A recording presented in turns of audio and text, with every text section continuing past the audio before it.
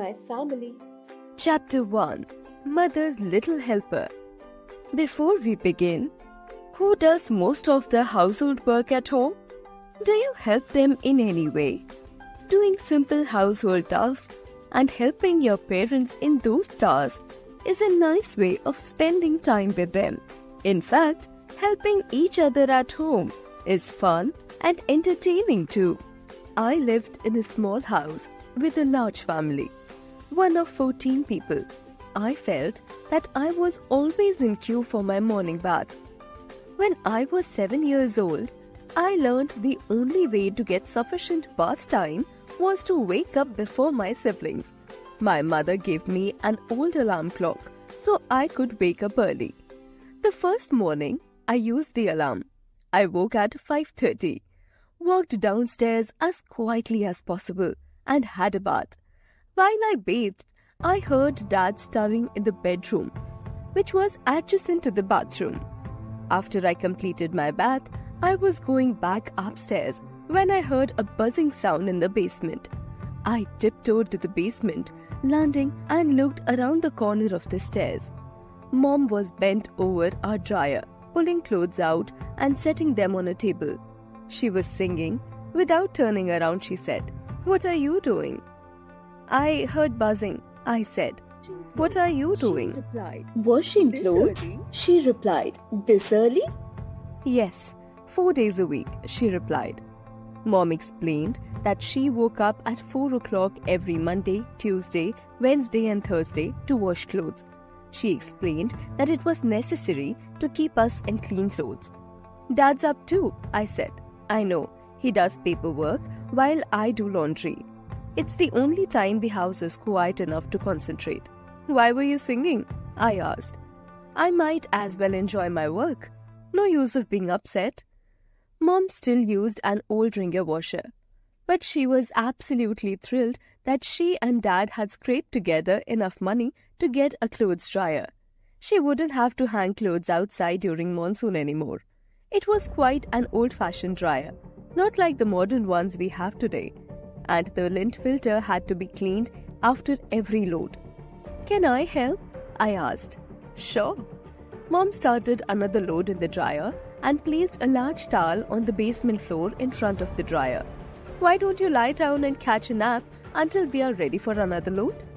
The air from the dryer was warm and comfortable. I slept until the dryer buzzed. I was thrilled when Mom taught me to clean the lint filter and to place the dried clothes on a folding table. She made me feel useful. I remember how she complimented me on a job well done.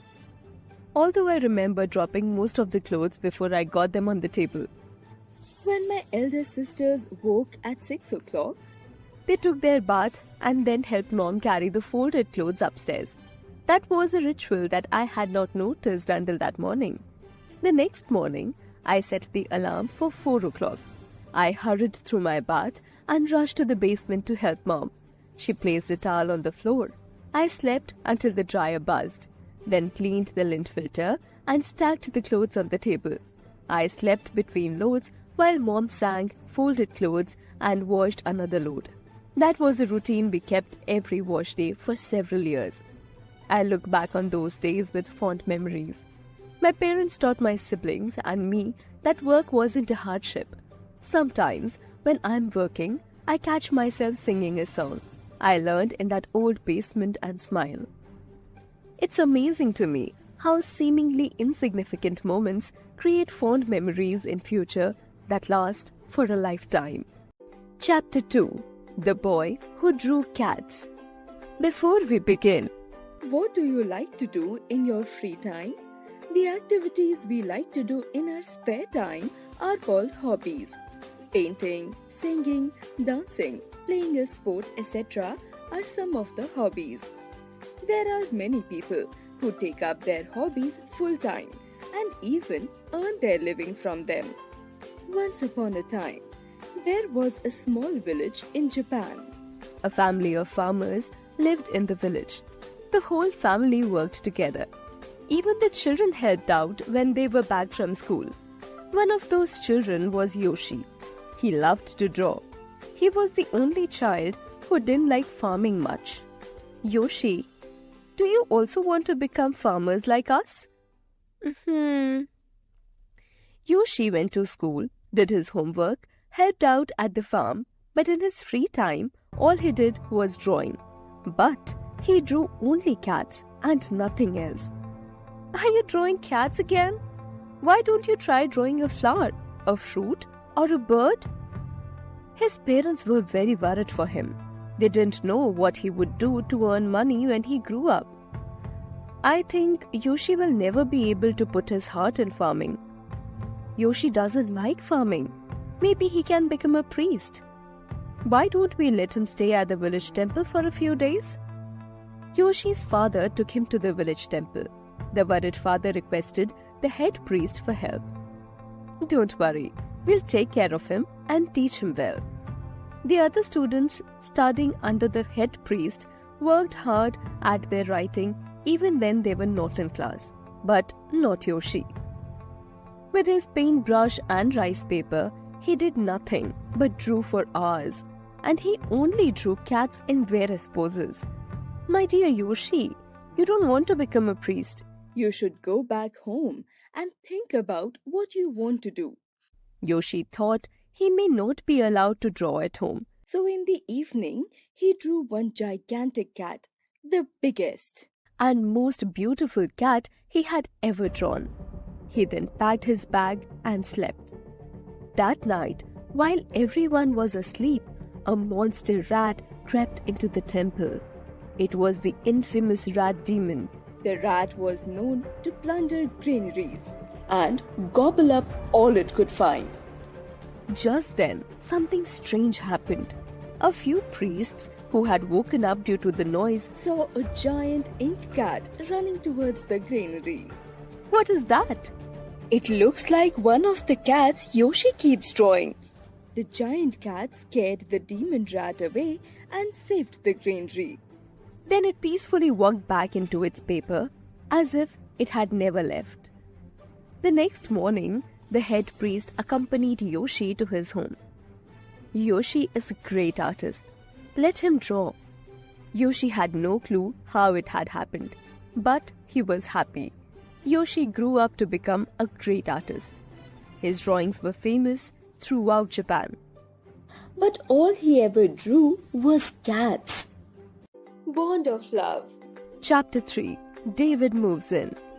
Before we begin, you have read short stories and chapters in your books as well as magazines or comics. Novel is a very long piece of writing that has many characters, scenes and plots. Some novels convey the whole life events of its main characters. The story you will read now has been taken from a novel written by a very famous English writer. Let's read and explore. David Copperfield is the story of a poor young boy and how he grows into a man, overcoming various difficulties and facing many challenges. In this part from the story, David visits the family home of his nurse, Peggotty, in Yarmouth, a coastal town in England. Ham carried me on his back and a small box of ours under his arm. Peggotty carried another small box of ours. We went past boat builders' yards, shipwrights' yards, shipbreakers' yards, smiths, forges, and a great litter of such places, until we came out upon the dull waste I had already seen at a distance, when Ham said, "Yons, our house, Mazers, Davy." I looked in all directions, as far as I could stare over the wilderness and away at the sea and away at the river, but no house could I make out. There was a black barge or some other kind of boat not far off, high and dry on the ground, with an iron funnel sticking out of it for a chimney and smoking very cosily, but nothing else in the way of a habitation that was visible to me. "That's not it," said I. "That ship-looking thing." "That's it, Mazers, Davy," returned Ham. If it had been Aladdin's palace, I suppose I could not have been more charmed with the idea of living in it. There was a beautiful door cut in the side, and it was roofed in, and there were little windows in it. The wonderful charm of it was that It was a real boat, which had no doubt been upon the water hundreds of times, and which had never been intended to be lived in on dry land. It was beautifully clean inside and as tidy as possible. There was a table and a Dutch clock and a chest of drawers, and on the chest of drawers there was a tea tray. The tray was kept from tumbling by a Bible, and the tray, if it had tumbled down, would have smashed a quantity of cups And saucers and a teapot that were grouped around the book. On the walls there were some framed colored pictures. All this I saw in the first glance after I crossed to the threshold. And then Peggotty opened a little door and showed me my bedroom. It was the complete and most desirable bedroom ever seen. In the stern of the vessel, with a little window, where the rudder used to go through, a little looking glass, just the right height for me, nailed against the wall, and framed with oyster shells, a little bed, which there was just room enough to get into, and a nosegay of seaweed in a blue mug on the table. The walls were whitewashed, as white as milk, and the patchwork counterpane made my eyes quite ache with its brightness. One thing I particularly noticed in this delightful house was the smell of fish. When I took out my pocket handkerchief to wipe my nose, I found it smelled exactly as if it had wrapped up a lobster. Peggotty informed me that her brothers sold lobsters, crabs, and crawfish. I afterwards found that a heap of these creatures were kept in a little wooden outhouse with the pots and kettles. We were welcomed by a woman in a white apron and a most beautiful little girl, or I thought her so, with a necklace of blue beads on. By and by, when we had dined in a sumptuous manner, a hairy man with a very good-natured face came home. As he called Peggotty Lass, and gave her a hearty smack on the cheek. I had no doubt that he was her brother, and so he turned out being presently introduced to me as Mr. Peggotty. "Glad to see you, sir," said Mr. Peggotty. "You will find us rough, sir, but you'll find us ready." I thanked him and replied that I was sure I should be happy in such a delightful place. Chapter 4. What Gus Finds About the Stranger. Before we begin, you must have seen the movies of Harry Potter series. In one of the movies, the main character, Harry, finds an invisibility cloak. He makes good use of the cloak on certain occasions. If you ever get such an invisibility cloak, what would you feel? How would you like to use it, and on what occasions? This story is an excerpt from the novel The Invisible Man, written by H.G. Wells. In this story, a strange man takes rooms at the Coach and Horses Inn in the village of Epping in England. His entire face, except his pink nose, is hidden under layers of bandages and big goggles. As he goes to great lengths to avoid talking to anyone, the villagers grow curious about his identity. Some think that he is a criminal hiding from the law, while others think that he is a harmless, crazy man. The village doctor, Gus, is determined to find out more about the stranger and tries to talk to him. He, however, leaves hurriedly and runs straight to Mr. Bunting, the vicar of the village. "Am I mad, Bunting?" Gus began abruptly as he entered the shabby little study. "Do I look like an insane person?" "What happened?" said the vicar. "That man at the inn?" "Well..." Gus told him about his meeting with the stranger. "I went in," he gasped, "and told him I'd heard he was interested in scientific things. I asked him if he was researching on anything. He said he was. He was reading a very valuable prescription when a draught of air lifted the paper and it landed in the fireplace. Before he could do anything, swish, it was whisked up the chimney. Just at that point..." To illustrate his story, out came his arm. "Well, said Bunting. "No hand, just an empty sleeve, I tell you.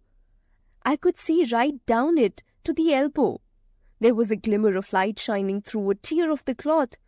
"Good gracious," I said. Then he stopped. He stared at me through those black goggles of his, and then at his sleeve. Then? That's all. He never said a word, just glared and put his sleeve back in his pocket quickly. I was saying, said he, that there was the prescription burning. Wasn't I? How can you move an empty sleeve like that? I asked. Empty sleeve? Yes, I said, an empty sleeve. It's an empty sleeve, is it? You saw it was an empty sleeve? He stood up right away. I stood up too. He came towards me in 3 very slow steps and stood quite close. I stood still, counting minutes. Then very quietly, he pulled his sleeve out of his pocket again and raised his arm towards me as if he would show it to me again. He did it very, very slowly. I looked at it. Well, I said, clearing my throat, there's nothing in it. I was beginning to feel frightened. I could see right down his sleeve. He extended it straight towards me, slowly, slowly, just like that, until the cuff was 6 inches from my face. It is strange to see an empty sleeve come at you like that. And then, well, something exactly like a finger and thumb, it felt, nipped my nose. Bunting began to laugh. There was nothing there, said Cuss, almost shrieking. You may laugh at me, but I tell you I was shocked. I hit his cuff hard and turned around and ran out of the room. Cuss stopped. There was no mistaking his panic. He turned round in a helpless way. When I hit his cuff, continued Cuss, I tell you, it felt exactly like hitting an arm. And there wasn't an arm. There wasn't even a ghost of an arm. Mr. Bunting thought it over. He looked at Cuss. It's a most remarkable story, he said. He looked very wise and serious indeed. It is really, said Mr. Bunting with great emphasis, a most remarkable story. Animals around us. Chapter 5. The largest mammals on Earth. Before we begin, nearly 70% of our Earth's surface is water, which exists in the form of lakes, rivers, seas, and oceans. A fact that the variety of animals and other the living beings living in water is much more than those living on land. On Earth, the largest animal on land is the elephant, and the largest animal in water is the blue whale. The whale is a fascinating and intelligent mammal. In fact, it is the largest mammal ever found on Earth. Yes, the whale is a mammal and not fish, even though it lives in water. Being a mammal that lives in water, it is called an aquatic mammal. Whales are even bigger than the largest dinosaur of the prehistoric periods. It is believed that millions of years ago, whales walked upon land on all fours. With the passage of time, their back legs disappeared and their front legs became flippers. Whales do not have gills and so cannot breathe underwater. They need to come up to the surface of the water to get air. They breathe through their blowhole, which is on their back. When whales sleep, they stay at the top of the water with their blowhole above the surface. Sometimes, whales swim up to the surface of the water and quickly blow air out of their blowhole. This is called the whale's blow or spout. Being mammals, whales feed milk to their babies. A baby whale is called a calf. Some whales live in large groups called pods. Whales eat a lot during the summer months, building up thick layers of blubber. When the summers pass and the water begins to cool, the whales begin their migration to warmer waters. Whales do not eat during their migration. All they do is swim and rest for short periods of time. Sometimes during migration, whales swim very close to the shore and can be seen blowing and jumping out of the water. This jumping is called breaching. Whales love talking to each other in squeaks, moans, and groans. These underwater sounds can travel great distances. The sounds they make are called whale songs. Whales are the loudest animals in the world. Blue whale. Blue whales are the largest animals on the planet. When blue whales exhale, the air rises more than 20 feet from the blowhole and can be seen from quite a distance. Humpback whale. The humpback whale has long flippers. Its huge tail and a variety of spectacular behaviors make this whale a favorite of whale watchers. They are well known for their spectacular breaching tricks. Killer whale. The killer whale, also known as the orca, is one of the most well-known varieties of whales. One of the most popular attractions at aquariums, the killer whale has several stories, serials and films made around it. Their razor-sharp teeth add to their reputation of being dangerous. The killer whale has a spindle-like shape and beautiful black and white markings, making them striking and unique. Killer whales move in pods, which may include 10 to 50 whales. They are very intelligent and have been seen using several tricks while hunting. Beluga whale. Beluga whales live in colder seas. They are extremely social creatures like dolphins. A pod of beluga typically migrates and hunts together. Beluga whales reach out to one another by singing. They can whistle and chirp. Captive belugas are also known to mimic human voices. They are known as the canary of the sea. The beluga is one of the smallest whale species, measuring up to only 13 feet in length. We may think that since the whales are large and live underwater, they are safe. Unfortunately, it is not so. There is always something threatening their lives. Disposal of pollutants, chemicals, oil and harmful wastes into rivers and seas makes the water unhealthy for sea creatures. Slow reproduction of whales is another factor leading to reduction of the whale population.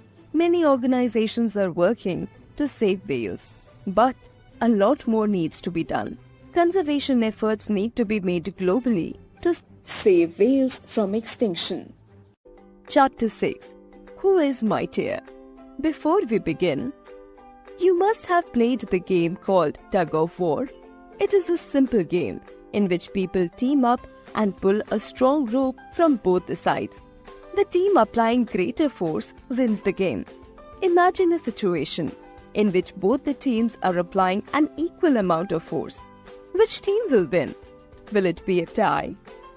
One lazy afternoon, a hare called Dexter, who lived by the Sebi River, felt bored.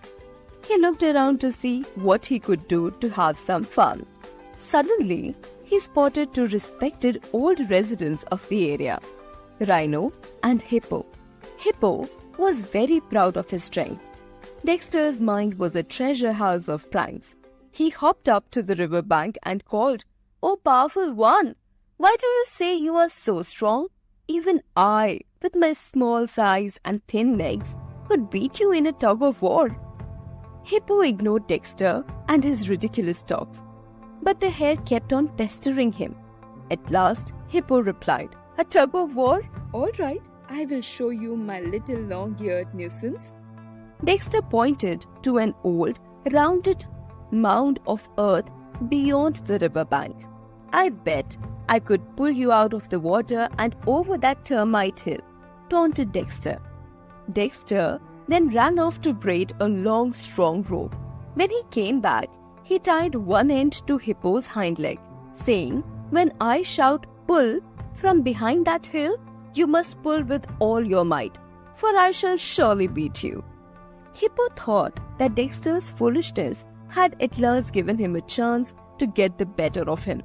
Saying nothing, he settled down again in the water and dozed off. Dexter took the other end of the rope and crept around to the other side of the hill, where old Rhino was sleeping. He picked up some fierce little red ants and quietly dropped them into Rhino's ear. Rhino awaked with a grunt and shook his head, trying to scratch his ears.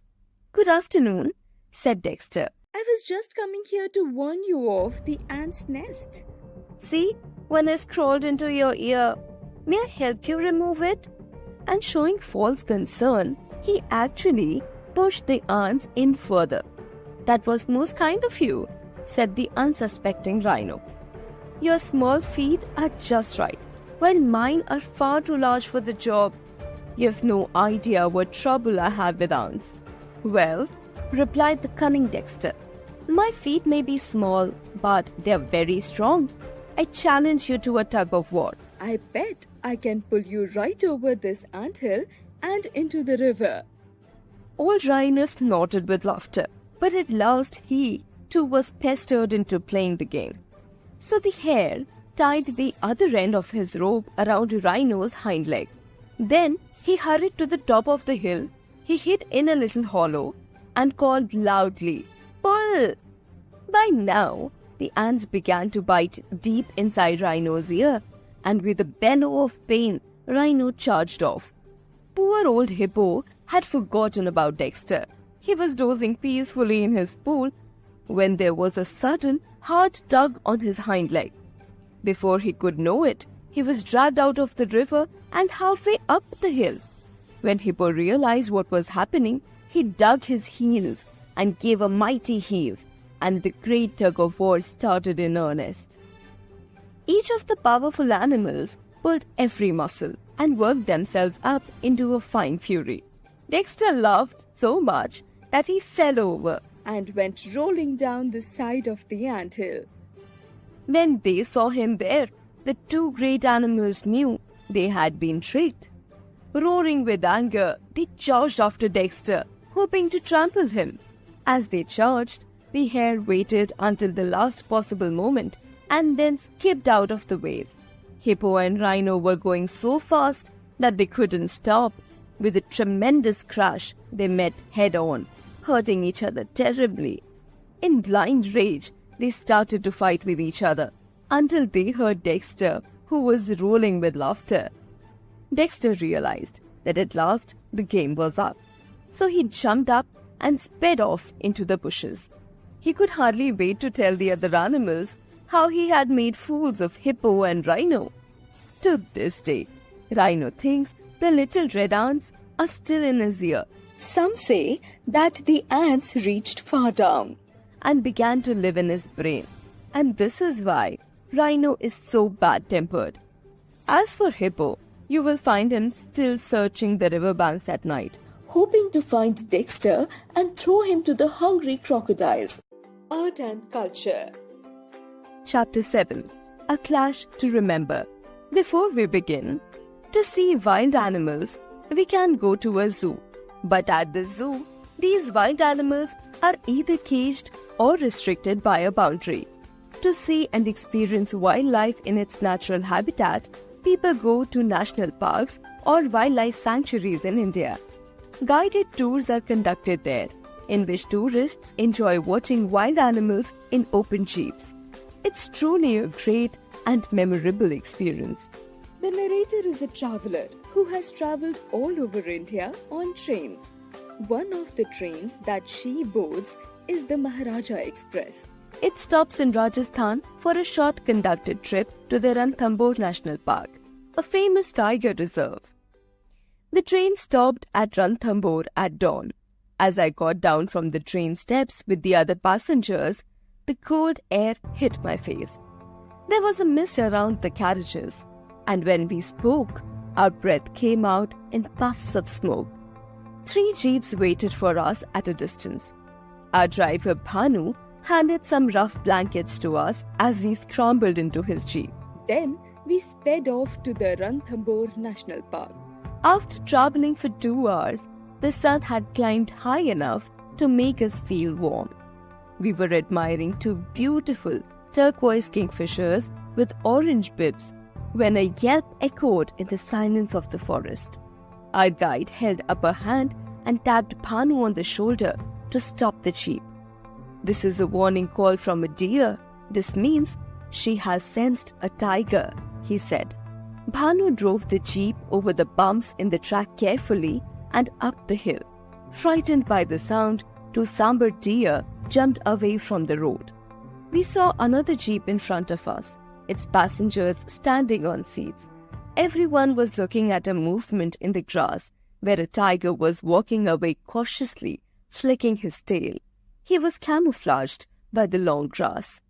Bhanu drove the jeep up and around the bend to the other side so that we could get a better view.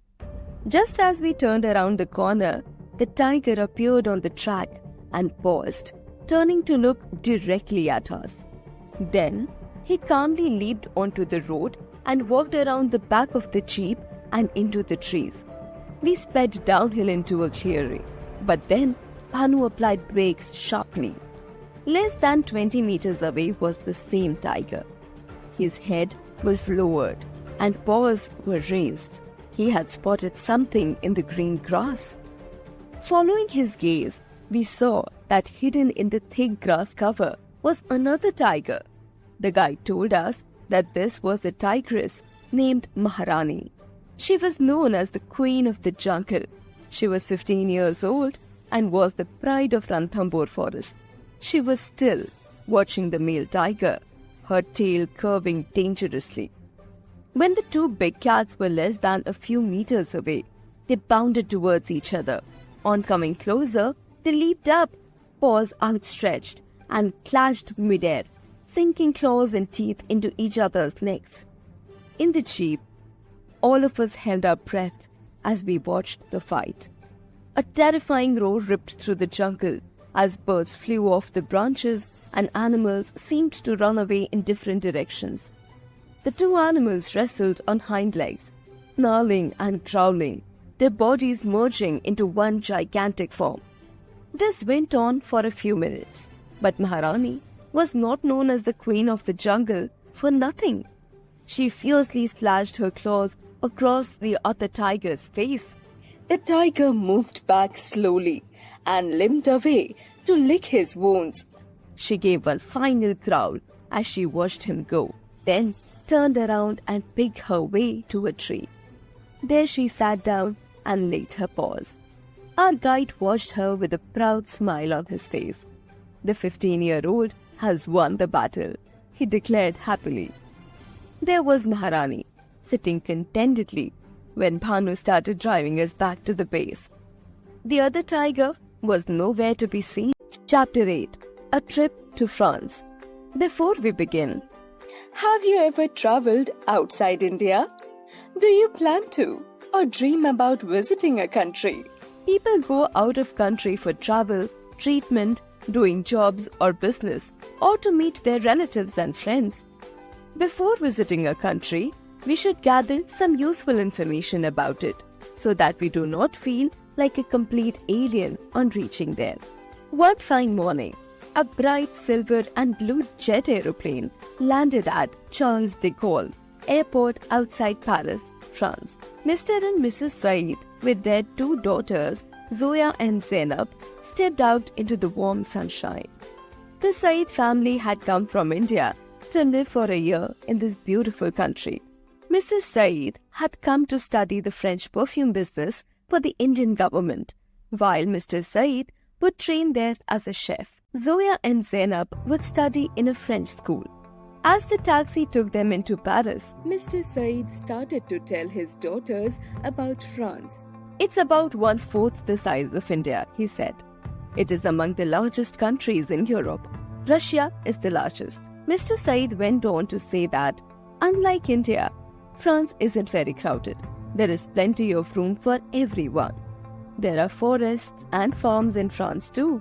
The soil is rich and fertile, and the sea surrounds much of France. So there is no shortage of good vegetables, fruits, grains, meat, and fish to eat. France has snow-capped mountains called the French Alps. France also has big rivers and plains where the cattle graze on luscious grass. Dairy farming is also popular as the French love cheese. It is a part of their diet. On sunny hillsides, juicy grapes from the vineyards are harvested and pressed into wine, for which France is famous, added Mrs. Said. France also has large cities and many factories. The country has almost everything that people need for a comfortable and happy life. Suddenly, Zainab pointed and said excitedly, "Oh, Look at that Eiffel Tower. It looks just like it does on postcards. Yes, that's right, said Mr. Said. The Eiffel Tower is a symbol of France, just as the Taj Mahal is a symbol of India. Paris is the capital and the largest city of France. It is a very beautiful old city. Its white stone buildings gleam in the sun. The people love to stay outdoors, especially the parks and gardens. There are parks with ponds where the children sail toy boats. In some of the parks, the trees are so trimmed that they look like huge green lollipops. The city is well maintained, which is why the people of Paris are proud of their city. It is also the reason why tourists love to visit the city in France and speak highly of it. Most highways and railroads in France lead to Paris. Many people in other parts of France and the world often dress according to the fashions of Paris. Mrs. Said said that she had read somewhere that when Paris sneezes, the rest of France catches a cold. The family laughed. The taxi crossed a bridge over the Seine, the river that winds through Paris. They got out of the taxi and joined the people on the crowded street. They passed sidewalk cafes where people sat at tables outdoors, eating, drinking, and talking.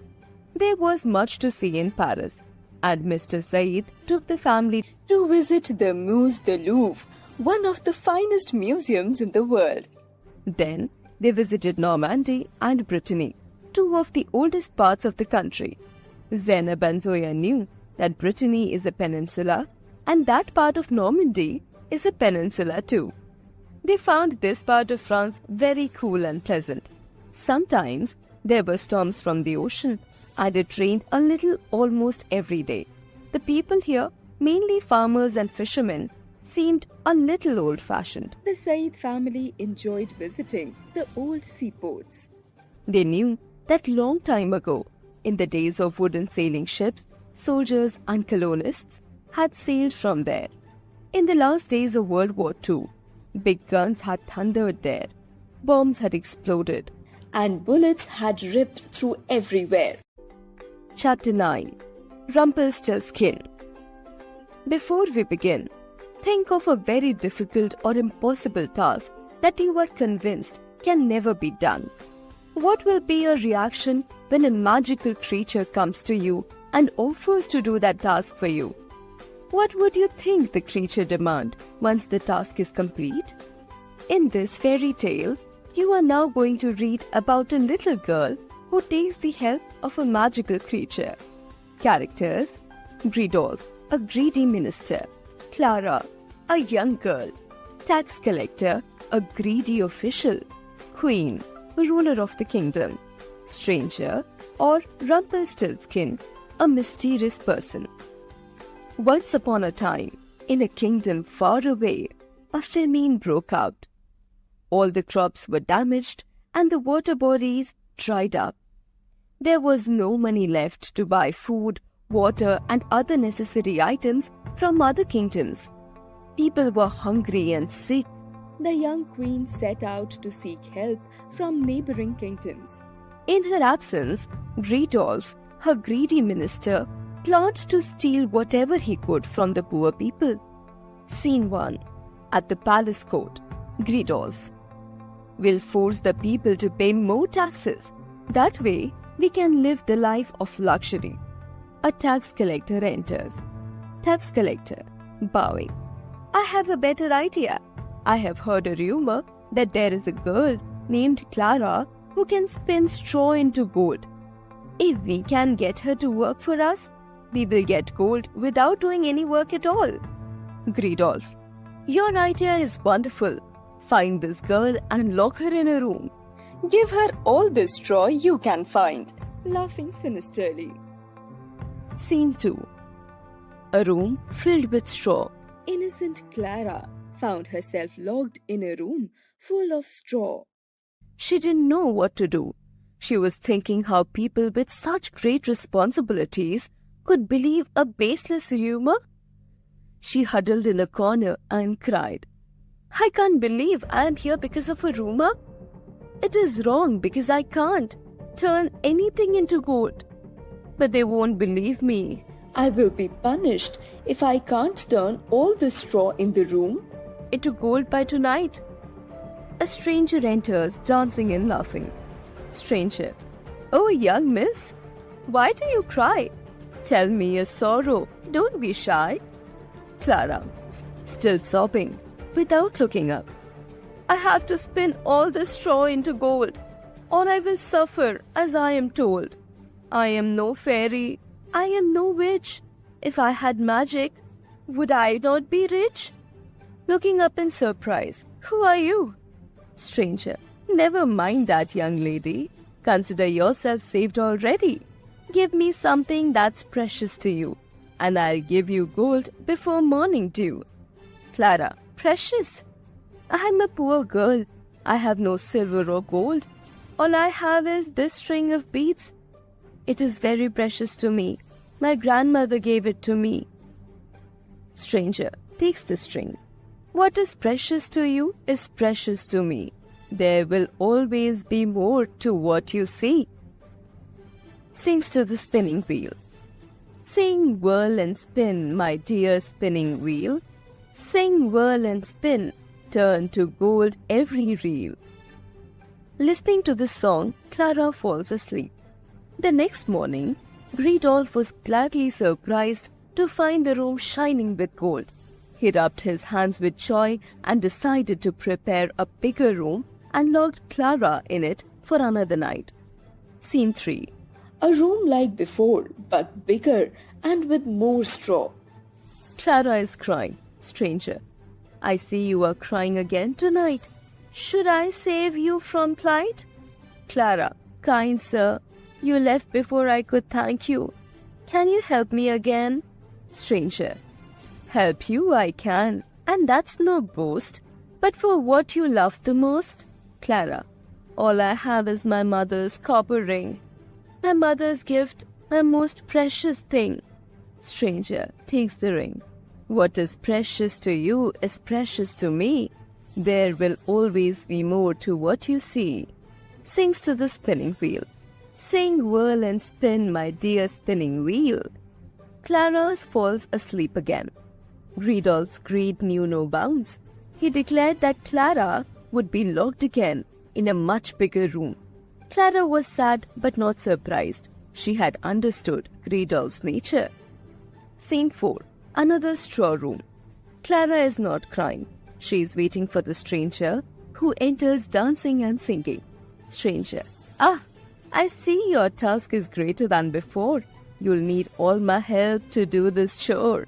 Clara. Ah, sir. I am so happy to see you. Can you help me this last time? I don't have anything precious left with me right now. But when I'm free, I'll do anything. Give you anything I can. Stranger. Anything? Clara. Yes, anything. But please help me this last time. Stranger. Remember, I will come seek my reward any day I want. Clara didn't know if she would live another day, or if she would ever be in a position to give him what he would ask for. She hastily agreed. Stranger sings to the spinning wheel. Sing, whirl and spin, my dear spinning wheel. Sing, whirl and spin. Turn to gold every reel. Clara falls asleep. As Clara slept, a good thing had happened. The young queen had returned to her kingdom. She was very angry when she heard what had been done to poor Clara. She ordered her immediate release. When the queen was told that Clara was indeed able to spin straw into gold, she decided to meet her. Scene 5. A room in the palace. Queen. My dear Clara, how were you able to do this? Clara. Your Majesty, Queen. Don't be afraid. I understand your situation. So speak freely and truthfully. I will not punish you. It was my mistake for making such a greedy man a minister. Encouraged by the kind queen, Clara told her all about the stranger. The queen was very suspicious of his motives. She decided to find out all she could about him. It was soon discovered that the stranger often took advantage of people in need. He made people give him their precious things for helping them out. He needed to be captured. But for now, the queen declared that Clara would be given a job she was suitable for. Clara was an intelligent girl. She worked hard, and in a few years, she started working directly under the command of the queen.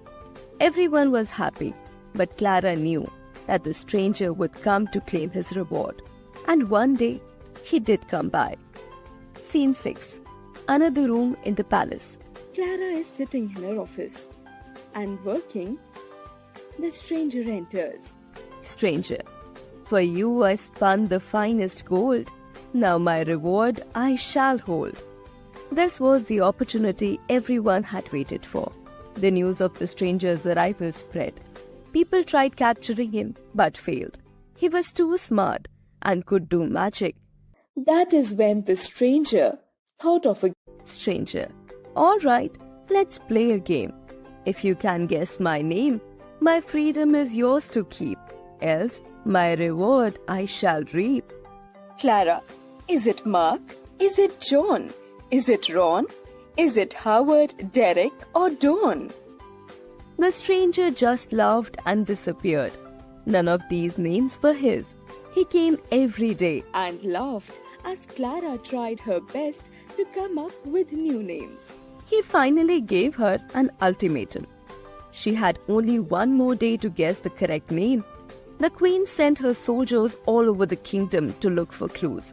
One day, one of the soldiers heard someone singing in the forest. It was the stranger dancing and singing around a small fire. Stranger, merrily the feast I'll make. Today I'll brew, tomorrow bake. Merrily will I dance and sing, for tomorrow my reward I'll bring. No one knows, oh what a shame. Rumplestiltskin is my name. Now Clara got to know the stranger's real name. She patiently waited for him to return. Stranger, tonight is the end of the game. Tell me now, what is my name? Clara, is it Tom, Harry, Rin? Or is it Rumplestiltskin? Stranger, no. This is not how it is supposed to be. The reward has to belong to me. Rumplestiltskin felt strength draining out of him. His name was the source of his power, and now Clara held power over him. But Clara was a kind woman. Instead of simply punishing him for his past deeds, she made Rumplestiltskin promise to stop taking advantage of others. He had to do good and kind deeds from now on. Better late than never. To apologize for his past mistakes, he donated a lot of money to the kingdom and started helping people in need. He often helped Clara and the queen as well. Everyone lived very happily knowing that there was kind Rumplestiltskin to take care of them.